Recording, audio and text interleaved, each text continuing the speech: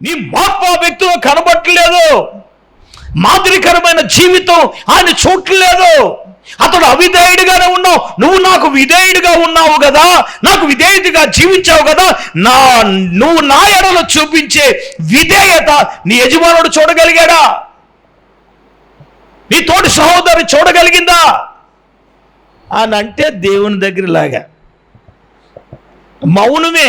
కారణం ఏంటంటే మన క్యారెక్టర్లో, మన ప్రవర్తనలో మాదిరి మన భర్తకు చూపించలేకపోతున్నాం. తోటి సహోదరికి మనం ఏం చేయగలం?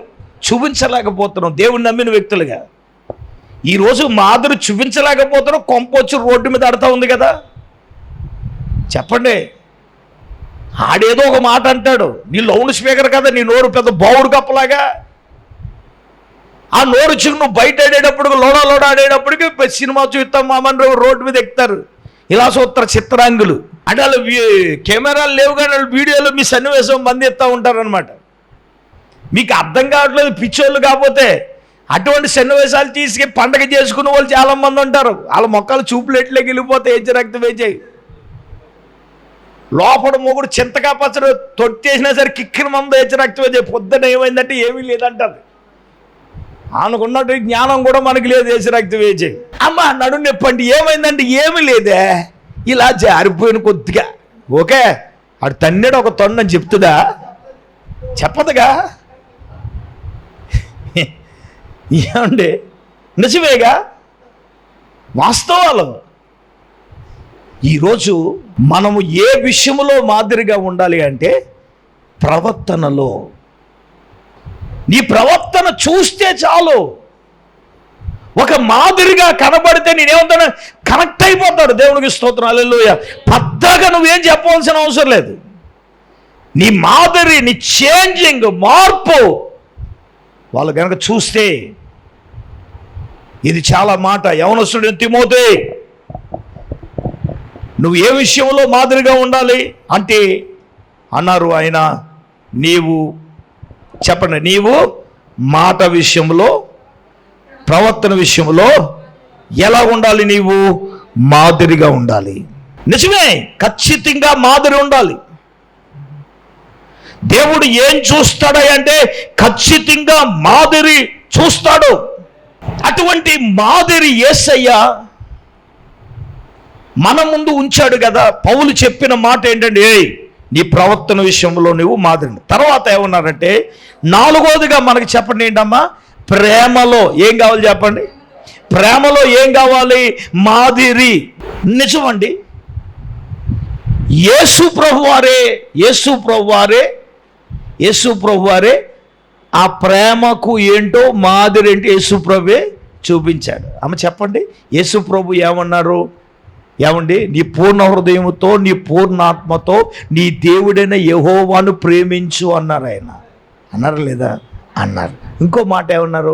నిన్ను వలె నీ పొరుగు వానిని ప్రేమించండి అన్నారు. క్రైస్తవ జీవితంలో నిజమండి, నేను హృదయంలో చాలా వేదంతో ఈ వాక్యం చెప్తున్నాను. ఈరోజు క్రైస్తవ సమాజంలో ప్రేమ అనేది ఏమైపోయింది? నేను ఎప్పుడు తరచు ఈ మధ్యకాలంలో పూర్వకాల విషయాలు జ్ఞాపకం చేస్తూ ఉన్నాను.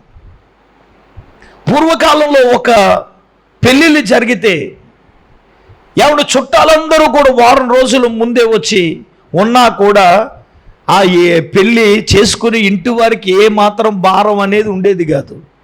చిల్లో బొల్లో మంటూ ఉండేవారు.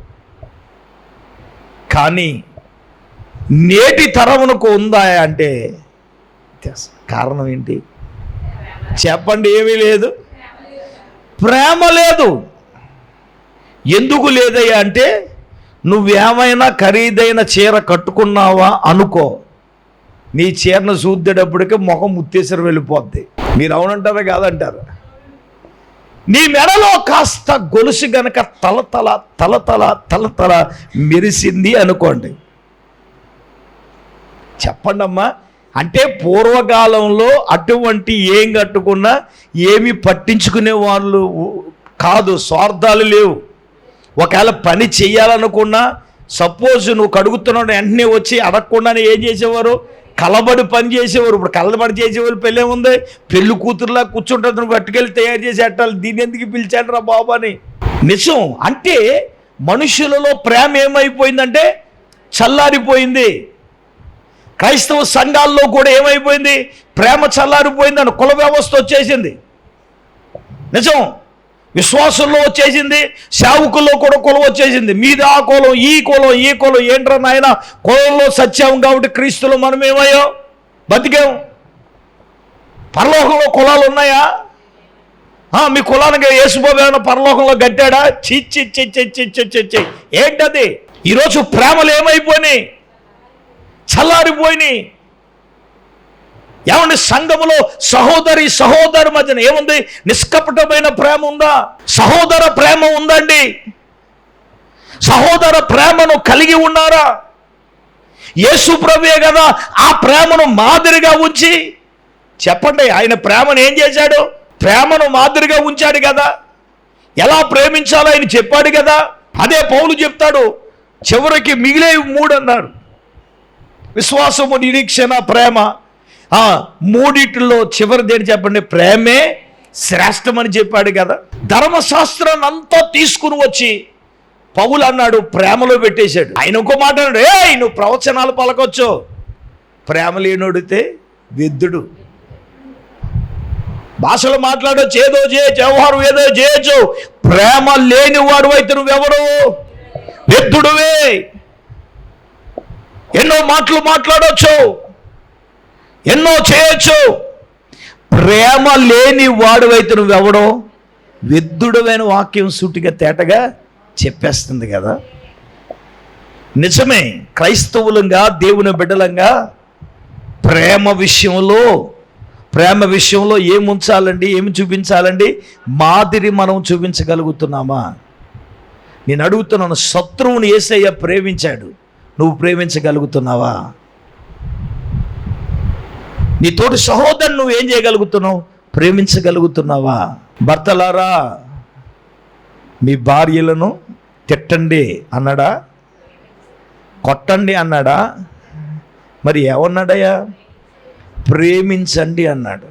ప్రేమను పంచండి అన్నాడు. ప్రేమను చూపించండి, మాదిరి. నిజమే.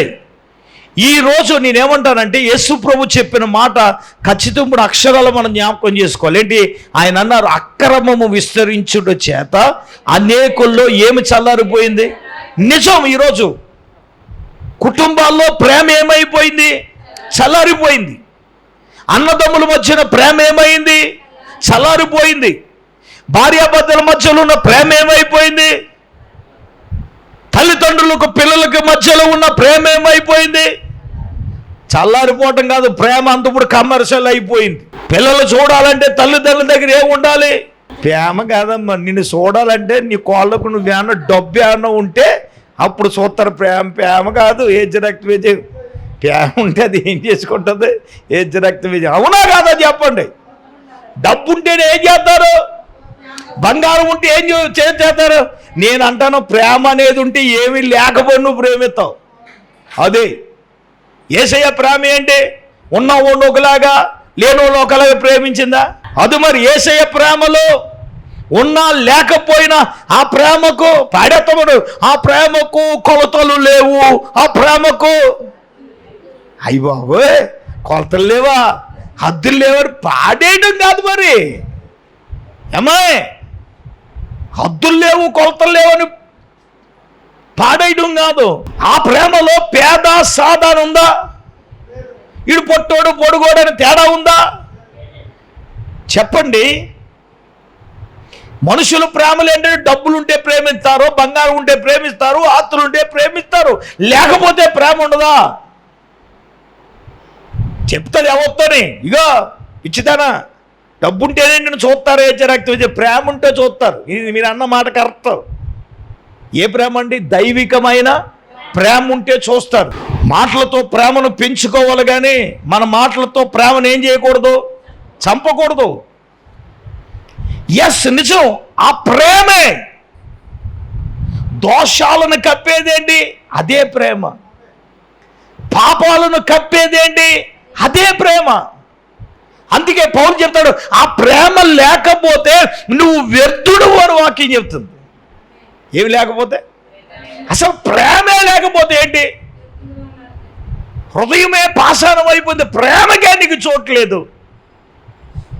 నేను ఇప్పుడు అందుకే మొన్న చెప్పినప్పుడు కూడా తండ్రుల దినోత్సవం రోజుని చెప్పిన, రే మీ తండ్రి మీ మీద కోపపడినా కానీ చోటు తప్పిపోయి ఆస్తి పట్టుకెళ్ళిపోయాడు, పాడు చేసి పాడైపోయిన వ్యక్తిగా వచ్చినా కానీ తండ్రి ప్రేమ చూసారా? ఆడేమనుకున్నాడు, కూడువాళ్ళలో ఒక్కడగా నేను ఉంటానంటే తండ్రి ఆ కుర్రవాడిని కూలివాడిగా చూశాడు. చెప్పండి, తండ్రి ప్రేమ అంటే ఏంటంటే అదే. ఆ ప్రేమను మనం వివరించాలంటే మనం నోటికి అందనిది, అది వివరించలేం. అటువంటి ప్రేమను యేసయ్య మనకు పంచి ఇచ్చాడు అంటే ఈరోజు ఆ ప్రేమను ఇతరులకు నువ్వు మాదిరిగా చూపించగలుగుతూ ఉన్నావా? ముందు నేను అంటాను, యేసయ్య దగ్గర నుంచి ఆ ప్రేమ నువ్వేం చేయాలి? పొందుకోవాలి కదా.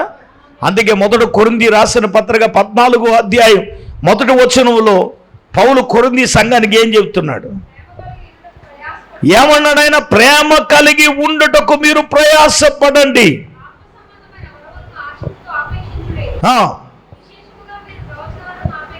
చాలండి. ఇప్పుడు ఏమన్నాడండి? ప్రేమ కలిగి ఉండడానికి మీరేం చేయాలి? ప్రయాసపడండి. ఏం కలిగి ఉండడానికండి? ప్రేమను కలిగి ఉండడానికి నువ్వు ఏం చేయాలి చెప్పండి అమ్మా? ఏం చేయమన్నాడు ఆయన? ప్రయాసపడండి. అందుకే నేను ఎప్పుడో ఒక మాట చెప్తాను, డబ్బు ఉంటే ఏదైనా చేసేస్తామని చెప్తారు ఉంటారు కదా. నేను అంటాను, డబ్బు ఉంటే డబ్బుతో నువ్వు మనుషులను కొనగలవు కానీ ప్రేమను కొనలేవు. డబ్బుంటే నీ కుమార్తెకి మొగుణ్ణి కొనగలవు కానీ ప్రేమను కొనలేవు. డబ్బుంటే నీ పిల్లలకు పుస్తకాలు కొనగలవు కానీ జ్ఞానాన్ని మాట్లాడతలేదు. ప్రేమను కొనగలవు, మనుషులు కొంటావు కానీ ప్రేమను కొనగలమంటే ప్రేమను కొనలేంగా. నిజమే. ఇప్పుడు ఆయన అన్నారు, ప్రేమలో ఏం కావాలి? మనం మాదిరి. చెప్పండి, ఏముండాలి? ప్రేమలో ఏముండాలి అంటే మాదిరి చూపించాలి. నేను అంటాను, ఏది శాశ్వతం కాదు, శ్రేష్టమైనది ఏంటి చెప్పండి? ప్రేమ ఉండాలి కదండి. నవమాసాలు మోసిన కన్ని పెంచిన తల్లి ఎడల ప్రేమ, కన్న తండ్రి ఎడల ప్రేమ, ఆ దైవికమైన ప్రేమ ఇతరులకు మనం ఏం చేయాలి? చూపించాలి. శత్రువుని ఏం చేయమన్నాడు ఆయన? ప్రేమించమన్నాడు. వాని కొరకు నువ్వు ఏం చేయమన్నాడు? ప్రార్థన చేయమన్నాడు. యేసయ్య ఏదైతే మాదిరి ఉంచాడో ఆ ప్రేమను ఇతరులకు ఏం చేయాలి? ఓ పాట ఉంది, నీ ప్రేమను వారికి ప్రకటింప కొందరి ఉన్నారు, ఎవరైనా నీలో ఒకరైనా, ఎవరైనా నీలో ఒకరై వెళతారా, నా ప్రేమను చెబుతారా, నా పేరే తెలియని ప్రజలు ఎందరు ఉన్నా, నా ప్రేమను వారికి కొందరి ఉన్నా. ప్రేమనుకు మాదిరిగానే నువ్వు ప్రేమను ప్రకటించడమే మాదిరి. ఆ మాదిరితులకు మనం చూపించాలి. ఇది ఎన్నోది? 4వది. 5వదిగా మనం చూద్దాం. 5వది విశ్వాసములో మాదిరి. ఎందులోని? అసలు క్రైస్తవ జీవితంలో మనకి విశ్వాసం అనేది చాలాసార్లు మాట్లాడాం. మనం జీవించడానికి శ్వాస ఎంత అవసరమో క్రైస్తవ విశ్వాసి జీవితంలో కూడా విశ్వాసము కూడా అంతే అవసరం. ఇప్పుడు ఆయన అన్నారు కదా, విశ్వాసము లేకుండా దేవునికి ఇష్టయుండుట అసాధ్యం. వేల ప్రసంగాలు, ఎన్నో వాక్యాలు మనం విన్నాం. దేని మీద అంటే విశ్వాసం మీద. ఎన్నో వాక్యాలు దేవుడు మాట్లాడాడు విశ్వాసం గురించి. నేనంటాను, విశ్వాసం ఉందని చెప్పుకోవడం కాదు, ఆ విశ్వాసం మనలో ఏం చేయాలి? పని చేయాలి. అంటే విశ్వాసం ఏంటి, పని చేయడం ఏంటంటే బాబు, విశ్వాసానికి ఏమైనా కాళ్ళు ఉంటాయా, విశ్వాసానికి చేతులు ఉంటాయని అమాయకంగా చూస్తున్నారు. విశ్వాసానికి కాళ్ళు చేతులు కాదు. విశ్వాసం అంటే ఏంటి? లేనిది ఉన్నవనుటకు రుజువే విశ్వాసం. సపోజ్ పైన మనకు మీటర్లు వేయాలి, నేను పోయిన చెప్పాను, మన దగ్గర ఏమీ లేదు, నిరాధారంగా ఉంది, కానీ నేను విశ్వసిస్తున్నాను ఏంటంటే ఉపవాస కూటాల నాటికి ఎండింగ్కి యేసునామంలో చెప్పండి, యేసునామంలో వేయబడతాయని చెప్పాను. ఆమేన్, ఆమేన్. అది ఏంటి అంటే చెయ్యగలడని విశ్వాసం. అంటే ఇక్కడ ఏమంటానంటే విశ్వాసముతో కూడిన క్రియ, అదే మాదిరి. ఒక మాట చూపిస్తాను. యాకోబు రాసిన పత్రిక 2వ అధ్యాయం, దయచేసి 21, 22 వచనాలు మనం చూద్దాం. మన పితరుడైన అబ్రహాము తన కుమారుడైన ఇస్సాకును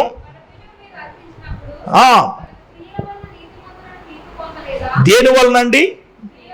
క్రియల వలన నీతిమంతుడని తీర్పు పొందలేదా?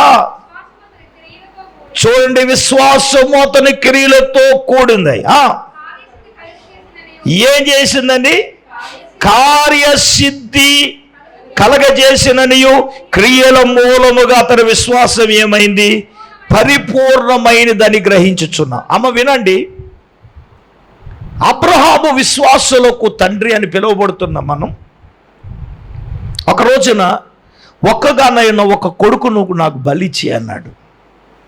ఇప్పుడు అదే మాట ఉంది అక్కడ.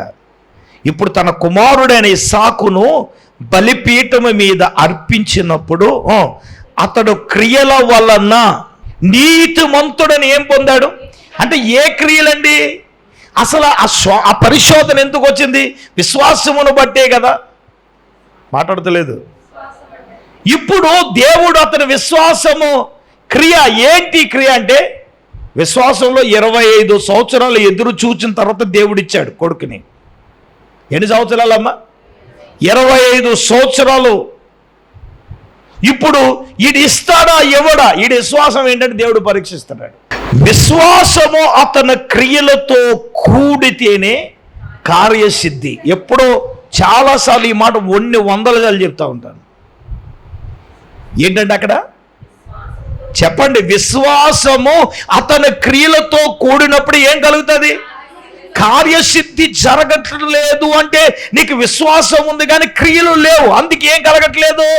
కార్యసిద్ధి జరగట్లేదు. కొనాలనుకుంటున్నావు, కొనలేకపోతున్నావు, వెళ్ళాలనుకుంటున్నావు, వెళ్ళలేకపోతున్నావు, అభివృద్ధి చెందాలనుకుంటున్నావు, చెందలేకపోతున్నావు. హలో, విశ్వాసం ఉండడం ప్రాముఖ్యం కాదండి, విశ్వాసంతో కూడిన క్రియలు ఉండడమే ప్రాముఖ్యం. ఎందుకంటే ఆ 2వ అధ్యాయం చివరిలో ప్రాణము లేని శరీరము ఎలాగ మృతము, క్రియలు లేని విశ్వాసము కూడా మృతము అని చెప్తున్నాడు ఆయన. కార్యసిద్ధి జరగాలంటే ఇక్కడ ఏంటండి? విశ్వాసముతో కూడిన క్రియలు ఏంటి ఉండాలి? అప్పుడు ఏం కలుగుతుంది? కార్యసిద్ధి జరుగుతుంది. నిజమే. నేను ఈ మాట ఇంకా కొన్ని విషయాలు ఉన్నాయి కాబట్టి సమయం అయిపోతుంది కాబట్టి ఇప్పుడు 5వదిగా మనం విశ్వాసంలో కలిగి ఉండడం కదా, క్రియలు ఇతరులకు ఏం చేయాలి? మాదిరిగా ఉండాలి. అందుకే యేసుప్రభువు వారు కూడా శిష్యులను హెచ్చరించలేదా? అల్ప విశ్వాసాలు మీరు ఎంతకాలం నేను ఉంటానని ఏం చేశాడు? ఆయన హెచ్చరించాడు కదా, విశ్వాసం కలిగి ఉండాలని ప్రబోధం చేశాడు కదా. నేను అంటాను, అదే విశ్వాసం ఇతరులకు ఏం చేయాలి? మాదిరి చూపించాలి. తర్వాత మనం చూసినప్పుడు పవిత్రతలో మనం ఏం చేయాలి? మాదిరి. ఇది ఇక్కడ చాలామంది ఫెయిల్ అవుతున్నారు. ఏదైనా పవిత్రత ఏది అంటే గుళ్ళోకి వచ్చేటప్పుడైనా మన పవిత్రత, ప్రత్యేకంగా వెళ్ళినప్పుడు, కొన్ని ఫంక్షన్లకు వెళ్ళినప్పుడు. నేను అంటాను, మన పవిత్రత మనం కాపాడుకోవాలి. నిజమండి, నిన్ను చూడగానే నువ్వు నీ ఆకారం, నీ ప్రవర్తన చూడగా నువ్వు దేవుణ్ణి నమ్ముకున్న వ్యక్తివి అని చెప్పండి, తెలుస్తుందో తెలీదా? ఖచ్చితంగా తెలుస్తుంది. నేను ఒకసారి ట్రైన్లో ప్రయాణం చేస్తున్నాను. నేను నైట్ ట్రాక్ను టీషర్ట్ వేసుకున్నాను. నేను వెళ్తున్నాను, అంటే నా సీట్ దగ్గర నుంచి అలా వెళ్తూ ఉంటే ఒక ఆయన కూర్చొని ఆయన లేచాడు. లేచే పాటగానే వందాలండి అన్నాడు. అయ్యి బాబు ఎవరో బాబు అనుకున్నాను. కానీ ఆయన ఎవరో నాకు నిజంగా తెలీదు. ఏంటి, నేను ట్రాక్ ప్యాంట్, నేను వైట్ బట్టలు వేసుకుని టిప్ టాప్గా వేసుకుంటేనే పాస్తున్నా. నేను ఆ బట్టలో ఉన్నా కదా చూడగా నేను ఆశ్చర్యపోయాను. అయ్యా వందనాలు అంటే సహజంగా వందనాలు వచ్చేస్తుంది, ఏదో పెద్ద తెలుసున్నట్టుగా దేవుని స్తోత్రం. నేను ఎవరినో తెలుసున్నానంటాడు, మొహం ఎదక దిగ చూస్తున్నావు. నేను అంటాను, అయ్యా నేను తెలుసు కదా మీకు అన్నాడు. ఎవరు బాబు నువ్వు ఎవరు, నాకేం తెలుస్తుంది. అయ్యి ప్రైజ్ లార్డ్ బ్రదరు, ఏమనుకోకండి, నేను ఆయా చోట్లకి వెళ్తాను కదా. ఏ ఊరు అంటే అండి, పలానా చోటకు వచ్చారు కదంటే. ఓ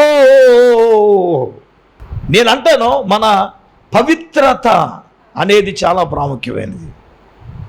అది మాటలతో కాదు, క్రియారూపకంగా మనం చూపించాలి. పవిత్రతలో మాదిరిగా ఉండాలి. ఈ రోజున అది కొరువైపోయింది విశ్వాసంలో. అది సన్నగిలిపోయింది. నీ మాటల్లో పవిత్రత, చూపుల్లో పవిత్రత, క్రియలలో పవిత్రత, అవి ఖచ్చితంగా మన జీవితాల్లో మనము కలిగి ఉండాలని పరిశుద్ధాత్ముడు స్పష్టంగా చెప్తున్నాడు.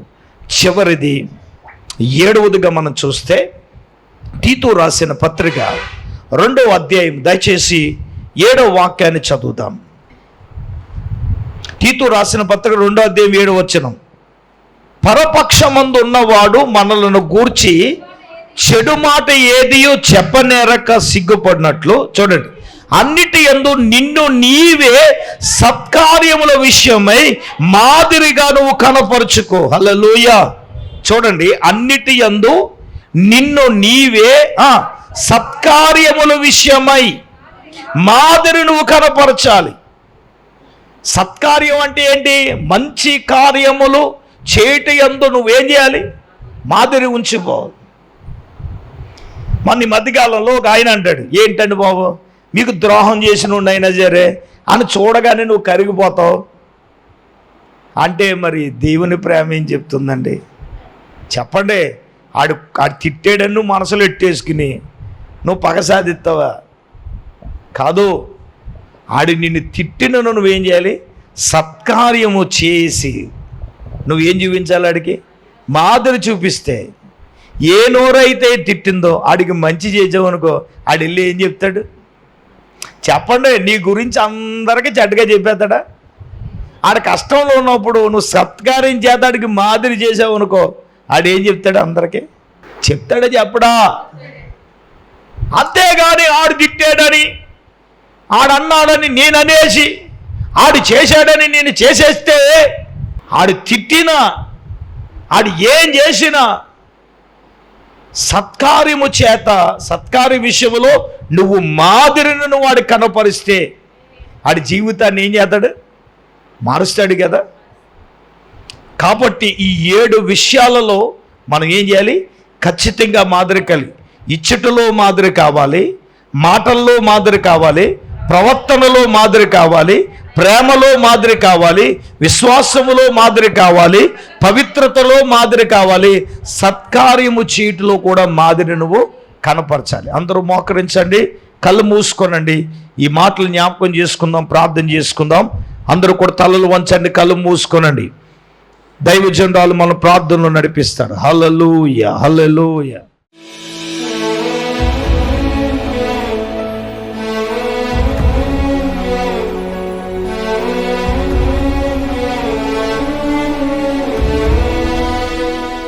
స్తోత్రం స్తోత్రం స్తోత్రం స్తోత్రం స్తోత్రం స్తోత్రం స్తోత్రం స్తోత్రం. పరిశుద్ధుడు ఏం తండ్రి, మహోన్నతుడా నీకు వందనాలు, స్తోత్రాలు స్తోత్రాలు స్తోత్రాలు ప్రభా. పరిశుద్ధుడా నీకు స్తోత్రాలు తండ్రి. ఇంతవరకు నాయనా నీ దాస్తుని అభిషేకించి ప్రభా 7 విషయాలు నాయనా మీరు మాతో మాట్లాడారు తండ్రి. నీకు వందనాలు ప్రభా.